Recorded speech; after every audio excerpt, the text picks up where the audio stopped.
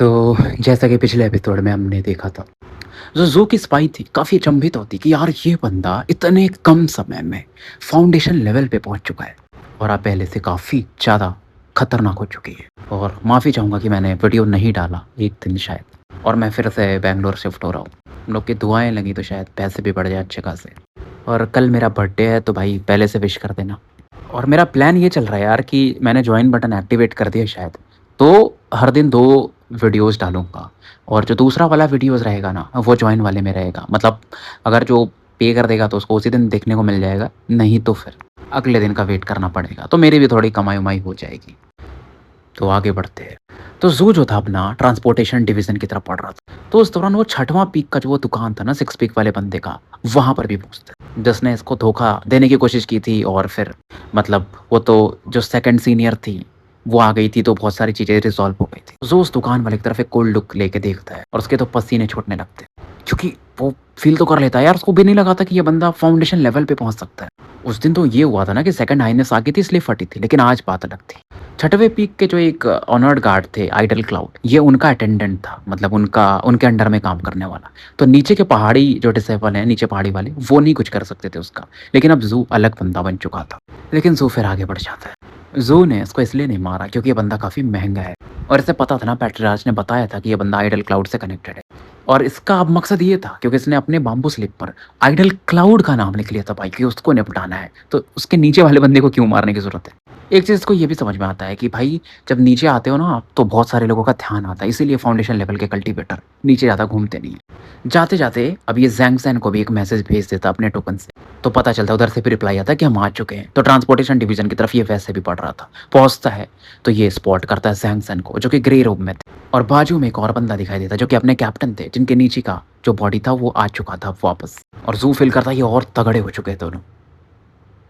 तो इसे देख करके कैप्टन स्माइल करते हैं और ज़ैंग सन देखता है कि यार, कैप्टन कहता है यार तुम हार गए। तो ज़ैंग सन इस दौरान, लगता है बेट लगाए थे इन्होंने, तो एक स्पिरिचुअल स्टोन कैप्टन को देता है। इस दौरान ज़ैंग बोलता है कि यार तुम अपना ये नीला रूप क्यों पहनते हो भाई? ठीक है तुम फाउंडेशन लेवल पे पहुंच गए, लेकिन लोगों का ध्यान ज़्यादा अट्रैक्ट होता है। तो मेरे हिसाब से जैसे हमने पहना है ग्रे रूप, तुम भी पहन सकते हो। और फिर ये बोलता है पूरा टाइम पहाड़ी पे मत बिताना, बहुत बोरिंग होता है भाई ऑन पिक का लाइफ। तुमने देखा भी होगा ऊपर में तुम्हें फाउंडेशन लेवल के बंदे भी नहीं मिले होंगे, सभी बेसिकली ग्रे रोब ही पहनते हैं। ज़ू को भी अब समझ में आता है और कैप्टन कहता है हो सकता है शायद तुम्हारी मुलाकात भी हुई हो ऐसे बंदे जो फाउंडेशन लेवल में है और उन्होंने ग्रे कलर का रूप पहना होगा और तुम्हें पता नहीं चला होगा। जैसे ऑनर गार्ड लीव वगैरह हो गए तो उनकी अलग अलग पोजीशन है, तो वो लोग पहन के घूमते हैं। और फिर ये बोलते हैं डेप्यूटी डायरेक्टर ज़ू, अब तुम्हारे ऊपर 10,000 स्पिरिचुअल स्टोन की उधारी है, कब दे रहे हो? और तू हैरान था कि कैप्टन का जो फ्लक्चुएशन लेवल है ना पावर का, ये कभी एग्जैक्ट फील ही नहीं कर पाया पहले भी, और अब ये फाउंडेशन लेवल पे खुद है, फिर भी कैप्टन की ऑरा को नहीं पकड़ पा रहा है। और को ये समझ में आता है कि कैप्टन भी अब डायरेक्टर बन चुका था। कैप्टन कहता है हाँ सही पकड़े हो तुम, अब तुम समझो तुम्हें उधारी तो चलती देनी पड़ेगी, अब मैं डायरेक्टर बन चुका हूँ, मुझे पैसे उससे थोड़े चाहिए होंगे। अब जो इस दौरान इन्हें कॉन्ग्रेचुलेट करते और फिलहाल कैप्टन बोलता है कि अब तुम मुझे कैप्टन नहीं बोल सकते हो, तो मैं अब बदलना पड़ेगा। तो ज़ू बोलता है ठीक है। ज़ैंग बोलता है यार तुम लोग शांत बैठोगे कि मैंने तुम्हारा वो धर्मापोर्ट बना दिया है, कुछ मिनट में हम चलते हैं फिर देखना। और काफ़ी खुश था कि मुझे लगा नहीं था, ये बोलता है कि हम इतना स्मूथली मतलब फाउंडेशन लेवल में पहुंच जाएंगे। जू ने इस दौरान ना मतलब कैप्टन वैप्टन को थोड़ा एप्पल एप्पल खाने को दिया और बोलता है उस बंदे के बारे में बात करता है ना जिसको फर्स्ट रैंक मिला था कि बेवकूफ़ आदमी है, सब लोग को रिच बनना था, यानी टिंग ज़ाई की बात करता और उससे कॉन्क्लेव डिसाइपल बनना था। कॉन्क्लेव डिसाइपल बनने के बाद क्या किया उसने? फाउंडेशन लेवल पे तो गया ही ना ब्रेक थ्रू करके, तो मतलब क्या रह गया? फाउंडेशन लेवल पे जाओगे तो वैसे ही नीला वाला रूप मिल ही जाता है। फिर कैप्टन बोलता है मेरे पास एक बड़ा प्लान है, तुम दोनों सुनो, उस चीज़ के बारे में मुझे थोड़े और इन्फॉर्मेशन चाहिए, फिर तुम लोग मेरे साथ चलो। और मेरे को जो ज्वाइन का फ्लैश मिला था उससे भी अच्छा रिवॉर्ड है ये। और कैप्टन कहता है कि यार तुम लोग वैसे अभी काफ़ी वीक हो, जल्दी जल्दी लाइफ फ्लेम बनाओ तब हम कुछ कर पाएंगे रेडियंट स्टेट में जब जा पाएंगे, नहीं तो तुम लोग मेरे प्लान में बर्बादी बन जाओगे, नहीं कर पाओगे काम। जो पूछता है कैप्टन ये प्रोफाउंड स्टेट होता क्या, क्योंकि पढ़ा तो था इसने लेकिन देखा नहीं था। ज़ैंग भाई भी अपने थोड़े क्यूरियस थे कि यार सही में कैप्टन स्माइल करता है, तुम दोनों जानना चाहते हो ना, ठीक है फिर अब तुम लोग को ये समझना पड़ेगा कि मुझे ज्वाइन का फ्लैश क्यों चाहिए था। क्योंकि जब देखो तुम किसी का वो चमड़ी खाते हो जो कि गॉडली एंटिटी है, मतलब पावर लेवल जिसका बहुत ऊपर है, तो तुम्हारे धर्मा अपर्चर्स एक साथ बहुत सारे खुल जाते हैं, तो तुम पहला लाइफ फ्लेम बना सकते हो। अब दूसरी बात पे आते हैं कि रेडियंट स्टेट क्या है, प्रोफाउंड स्टेट क्या है। बता नहीं सकता, मैं तुम्हें दिखाता हूँ। कैप्टन की ना बॉडी से एक अलग ऑरा सी प्रकट होती है अचानक से, जो कि फैलती है और ज़ू हो या फिर अपने ज़ैंग दोनों को पीछे हटना पड़ता है उस प्रेशर की वज़ह से, और हीट की ऑरा काफ़ी निकल रही थी। कैप्टन को ऐसा देखकर लग रहा था ना कि वो मानो फायर में के बीच में खड़े हो। ज़ू पीछे हटने को देखता है, मतलब एक डेंजरस ऑरा फ़ील करता है, और कैप्टन ना इतना जल्दी आता है इसके सामने कि इसको समझ में नहीं आता, और ज़ू का ना बस एक बाल को टच करता है, बाल इसका जल के राख हो जाता है। कैप्टन फिर नॉर्मल हो जाता है। ऐसा समझ लो ना जैसे सुपर सैयन बदलते हैं ना अचानक से, कुछ वैसी ऑरा प्रकट होती है। और कैप्टन कहता है कि डिप्टी डायरेक्टर सू, अगर मैं तुम्हें मारना चाहता ना भी तो तुम मर चुके होते। सू बदले में कुछ कहता तो नहीं, लेकिन अचंभित होता। कैप्टन कहता है हाँ, लेकिन अलग बात है, मैं जीनियस हूँ। बाकी लोग जब प्रोफाउंड स्टेट में जाएंगे तो मेरे जैसे खतरनाक नहीं होंगे, लेकिन फिर भी वो लोग भी तुम्हारे लिए बहुत होंगे, मतलब वो भी तुम्हें मार सकते हैं। तो बताते हैं, मतलब एक्सप्लेन करते हैं पूरा। और फिर जू को बोलते हैं कि अब तो तुम्हारी 20,000 की उधारी हो चुकी है, जल्दी मेहनत करो और मुझे उधारी भरो। कैप्टन इस दौरान फिर से अपने सेब को खाने लगता है। देखो भाई, ये डायरेक्टर बन चुका है, लेकिन हम इसे कैप्टन ही बोलेंगे हमेशा। और बहुत तेजी से निकल जाता है क्राइम डिपार्टमेंट की तरफ, हवा में उड़ते हुए। जू भी अचंभित था, और जैंग सैन थोड़ी देर बाद कहता है कि यार कैप्टन है तो फ्री, चलो मैं तुम्हारा धर्मा स्किप दिखाता हूँ। इस दौरान लेकिन ये सोचते जाता है कि जू, कि जब ये अपना लाइफ फ्लेम बना लेगा तो इसके पास एक लाइफ फ्लेम पहले से है, तो इसका पावर जो होगा ना डबल लाइफ फ्लेम के बराबर होगा। तो फिलहाल ये जैंग के वेयर हाउस पहुंच चुके थे, और जो जू का थर्मा स्किप था ना 150 मीटर लंबा था। उसके अंदर से गॉडलीनेस की ऑरा को फील किया जा सकता था, और थर्मा बोर्ड पर ना जो पंख जैसे लगे थे वो सीले जड़ के थे। तो ये बताता है कि देखो कैप्टन ने तुम्हारे लिए भी जो इन्फ्लुएंस दिया तो मेरे लिए भी, तो तुम्हारा हिस्सा मैंने लगा दिया इसमें। तो अब ये धर्मा बोट नहीं है, धर्मा स्किफ है। तो तुम अगर प्रतिबंधित समुद्री क्षेत्र में जाओगे ना तो तुम्हारे सर्वाइव करने के चांसेस काफ़ी बढ़ जाएंगे।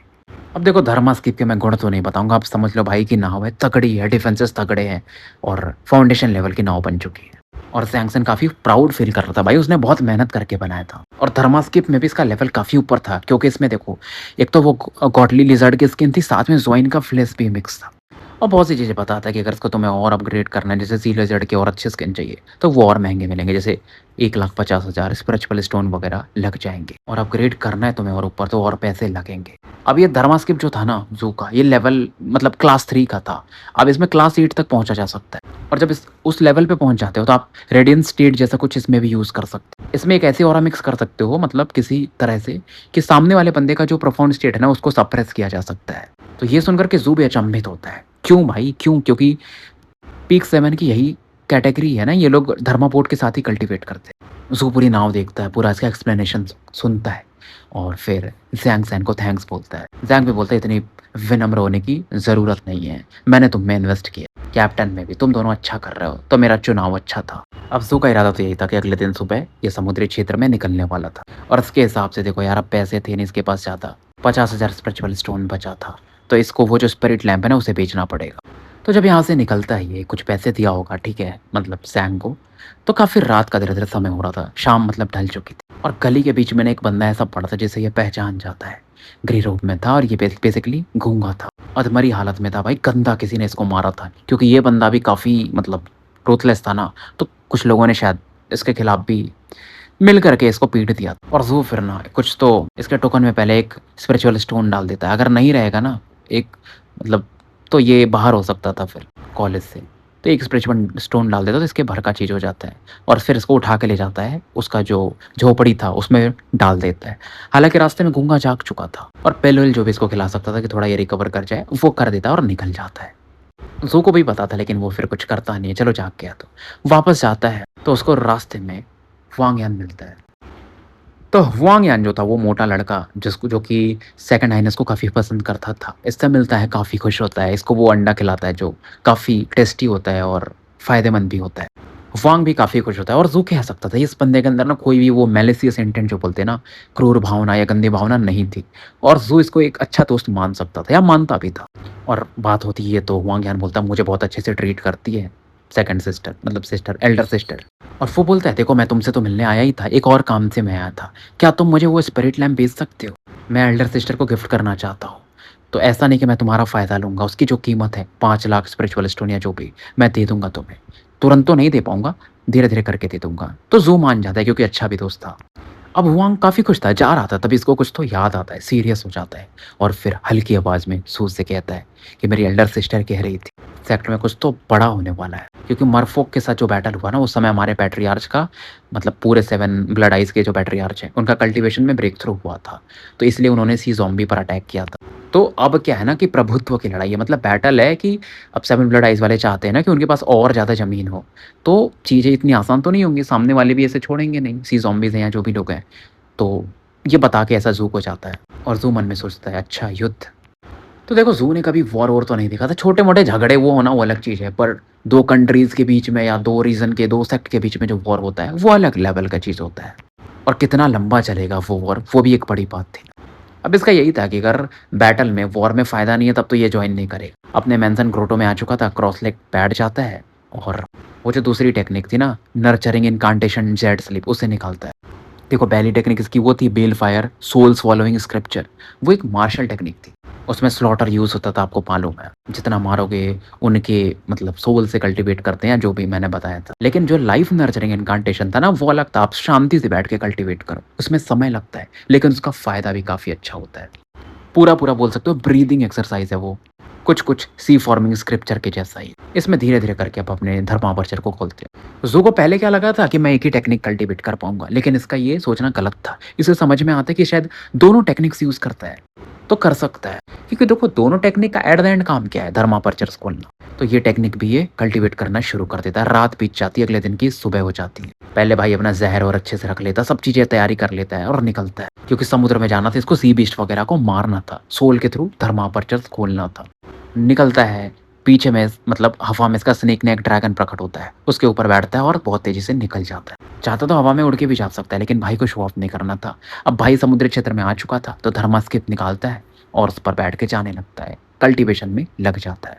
पहला लोकेशन वहाँ जा रहा था जहाँ ये पहले भी गया था। जहाँ पर इसकी मुलाकात अगर आपको याद हो वो लड़की जो थी डिंगज़ू, जो कि इसको हर एक सवाल के जवाब पर देती थी वो अपना क्या बोलते हैं स्पिरिचुअल स्टोन्स। तो और ज़ोंगहेंग जहाँ पर मुलाकात हुई थी वहाँ पर निकल रहा था।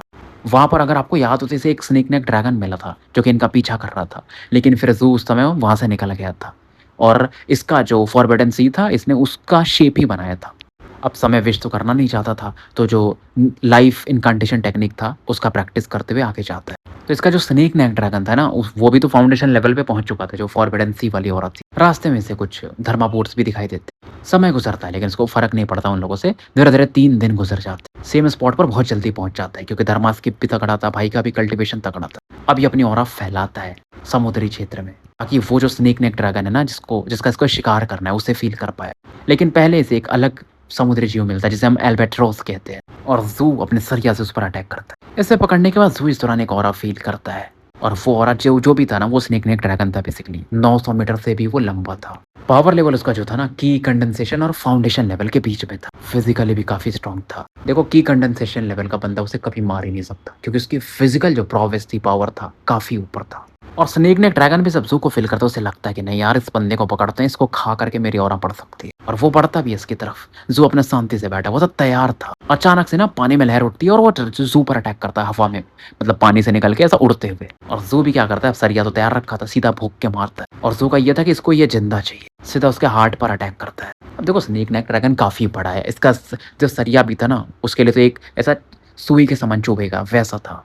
डेडली होगा लेकिन भाई उसकी बॉडी के सामने बहुत छोटा लगता है सरिया। और ज़ू इस तरह ना अपना वो जो बेल फायर टेक्निक था ना जिसे धर्मापर्चर खोलते साथ में, वो भी यूज़ करना शुरू कर देता है। ज़ू एकदम ब्लैक फायर से घिर जाता है और इस ड्रैगन को घेरने लगता है इस फायर डेविल ऑरा से। और ज़ू उस ऑरा को एब्जॉर्ब कर लेता है अपने धर्मापर्चर के अंदर और बेल फायर सोलिंग स्क्रिप्चर के थ्रू उसे रिफाइन करने लगता है। अब पहली बार कर रहा था तो ये प्रोसेस इसके लिए नया था। तो उस ऑरा को तो ये एब्जॉर्ब करता है। 2-3 दिन बाद फिर से इसको मौका मिलता है, एक दूसरा स्नेक नेक ड्रैगन प्रकट होता है और इसको अपने तीसरे धर्मापर्चर में एब्जॉर्ब कर रहा था। और पूरा महीने लगभग ये बिता देता है स्नेक नेक ड्रैगन को पकड़ने में अलग अलग, और इसके थ्रू ये अपना तीसरा धर्मापर्चर खोल लेता है क्योंकि 2 तो भाई के पहले ही खुल चुके थे। और ज़ू को लगता है यार ऐसे तो भाई नहीं हो पाएगा, मतलब एक धर्मापर्चर खोलने में लगभग आपको महीने लग गए थे, 15-20 दिन तो लग गए थे। ऐसे खोलूंगा तो भाई 3 साल लग जाएंगे 30 खोलने में। इसे सोचना था कि अलग तरीके से कि ताकि जल्दी जल्दी सी बीस्ट वगैरह को मार पाए और ऑरा एब्जॉर्ब कर पाए। अचानक से एक बड़ा सा शार्क जैसा कुछ ऑरा ये फील करता है जिसके अंदर से ना फाउंडेशन लेवल का फ्लक्चुएशन आ रहा था। और आसमान में हमें एक बंदा दिखाई देता है, एक तलवार के ऊपर ऐसा हवा में उड़ते हुए आ रहा था। और ज़ू को देखकर थोड़ा कोल्डली बोलता है, थोड़ा शायराना बंदा था तो मैं पढ़ के भी नहीं बता सकता हूँ, बस समझ लो कि भाई बात ही नहीं करता था, ये बस बोल लो मुहावरे मारता था, शायरी मारता था कि हवा को बुलाना और बारिश को बुलाना अद्वितीय नहीं होता है। तारों को बैग में भर के हाइड एंड सीक नहीं खेला जाता है। ज़ू देखता है कि हैं ये कौन आ गया भाई?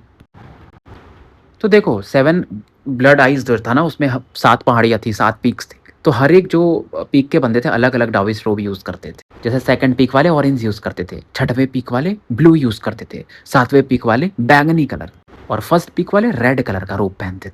तो सबसे फेमस यही थे, 1st पीक वाले थे और 7th पीक वाले, ये दोनों ज़्यादा फेमस थे। रेड कलर का कपड़ा पहनते थे ना तो इन्हें स्लॉटरर बोला जाता था, स्लॉटर ऑरा वाली होते हैं, असुरा गॉड टाइप समझ लो ऑरा। देखो समुद्री क्षेत्र में ज़ू ने पहली बार 1st पीक के एक वॉरियर कल्टीवेटर को देखा था। क्योंकि देखो ये नाव तो यूज़ नहीं करते ना ऐसे अपनी तलवार पे बैठ के उड़ना ये सब, इनकी अलग टेक्निक्स हैं। नॉर्मली लोग शायद ग्राउंड पे अटैक करते हैं, बट ज़ू चौकन्ना था। पहले तो उसकी शायरी से, उसकी कविता से इसको कुछ समझ में नहीं आता है। इसको लगता है कि शायद ये मेरे शिकार को चुराना चाहता है, सरिया को तैयार रखता है। ज़ू का जो परछाई था ना वो भी चौकस था कि ज़ू बस आदेश देगा मालिक मेरे और मैं हमला कर दूँगा। तो वो जो शार्क था ना ज़ू की तरफ बढ़ता और उसका काफ़ी तगड़ा था। लेकिन 1st पीक वाला डिसाइपल भी उसका पीछा करने लगा था। तो वो शार्क अचानक से बाहर निकलता है और कुछ तो मुँह से थूकता है। फिर से देखो ये बंदा शायरी मारता है कुछ तो और अपने तलवार से उस अटैक को काउंटर करता है और ज़ू इन चीज़ों को देख रहा था। और उस अटैक को काउंटर करने के बाद वो फिर से एक शायरी मारता है और जब शायरी मारता है उसकी तलवार की ऑरा काफ़ी फियर्स हो जाती है। 300 मीटर का तलवार जैसा मतलब ब्लेड की ऑरा बनती है स्वॉर्ड की, जो कि शार्क पर अटैक करती है। ज़ू फिलहाल अभी तक कुछ नहीं बोलता है, बस इस बंदे की शायरी सुन रहा था और उसको गुस्सा तो आ रहा था और फिलहाल ज़ू एक अलग डायरेक्शन में बढ़ जाता है और ज़ू को फील होता है कि ये जो 1st पीक डिसाइपल है ना इससे स्ट्रॉन्ग है। मतलब उसके 20 थर्मापर्चर के आसपास खुले होंगे। हाँ, लेकिन ऑल आउट बैटल होगा तो ज़ू को कॉन्फिडेंस था कि वो जीत जाएगा। बट एक फाउंडेशन लेवल के सी बीस्ट के लिए इतना क्यों बैटल करना है? तो ज़ू अपने एक नया जगह पर पहुँच जाता है। तो वेस्ट कोरल आर्किपेलागो और साउथ फिनिक्स के बीच का ये एरिया जहाँ पर इसे ना वो लताएँ-वताएँ मिली थी जो कि नाव पर चढ़ने लगी थी और पास में एक आइलैंड था। ज़ू पहले आइलैंड पर उतरता है, देखता है कि चीज़ें सेफ हैं, तो अपने थर्मास्केप को अपने बॉटली में उतार लेता है। और ज़ू का तरीका था समुद्री बीस्ट को अट्रैक्ट करने के लिए, जैसे मछलियों को अट्रैक्ट करने के लिए चारा डालते हैं ना, तो वैसे ही इसके पास कुछ तो था, क्रिस्थेमम मोल्युक्स। और ज़ू का यही था कि मैं रुकूँगा तो नहीं। साथ में ये जो इसके पास हॉर्सशू क्रैब का ब्लड वगैरह कुछ तो आया था, ये उनको भी यूज़ कर रहा था और कुछ तो मेडिसिन बना रहा था। पूरा 1 दिन लग जाता। आस-पास ज़हर भी छिड़क देता। नाव को अपने निकाल चुका था क्योंकि बैठकर कल्टीवेशन मतलब ये ज़हर-वहर बनाना था। पूरी चीज़ें ये तैयार कर चुका था। इस दौरान समय गुज़रता है। इस मॉलस्क में ना अपना सा ब्लड भी मिलाता है ये थोड़ा-सा। तो मॉलस्क का जो कलर था वो और डार्क ब्लू हो जाता है। और इसकी तरफ एक ऑरा बढ़ती है, मतलब समुद्री ही जीव था, मछली के समान था, थोड़ा-थोड़ा मगरमच्छ जैसा भी दिख रहा था। पावर लेवल ग्रेट की सर्कल में था और ये देखते हैं कि 100 के आस-पास तो थे। आगे में से एक बड़ी-सी तलवार वाली मछली दिखती है जिसे हम स्वॉर्ड फिश कहते हैं और वो भी लगभग 100 के आस-पास थी, पर पावर लेवल ज़्यादा नहीं था, 3rd से 5th की कंडेंसेशन था। अब क्योंकि इसने पानी के आस-पास ज़हर छिड़क दिया था और वो अट्रैक्ट भी करता था उन जीवों को, तो जैसे ही वो आते थे, बेजान से पड़ जाते थे और सबको अपनी तरफ ये खींच लेता है और इनके सोल वगैरह को एब्ज़ॉर्ब करने लगता है। तीसरा धर्मापर्चर जो कि अभी पूरी तरह से नहीं खुला था, फाइनली इनके थ्रू पूरी तरह से खुल जाता, धर्मा फोर्स भी प्रकट हो जाता। अब उसके बाद ये पावर धर्मा 4th अपर्चर की तरफ भेजता है और वो भी खुल जाता। ऑरा इसकी पहले से काफ़ी स्ट्रांग हो चुकी थी और हर एक जगह ब्लैक फ्लेम्स भी प्रकट हो रहे थे। हालाँकि इसको मालूम था कि जो प्रोफाउंड रेडियंस स्टेट पहुँचना है उससे ये अभी भी काफ़ी दूर था और ज़ू के हिसाब से यही स्पीड से ये ढूँढ रहा था। अब जैसे 2 खुल गए थे जल्दी-जल्दी, तो ये फिर से वो जो हॉर्स शू क्रैब सब्सटेंस है ना, पदार्थ और बनाना शुरू करता है। तो फिलहाल हम स्टोरी यहीं समाप्त करते हैं और मिलते हैं फिर कल एक नए एपिसोड के साथ। तब तक के लिए मैं आपका साथी एन अल्केमिस्ट AKA मुसाफिर विदा लेता हूँ।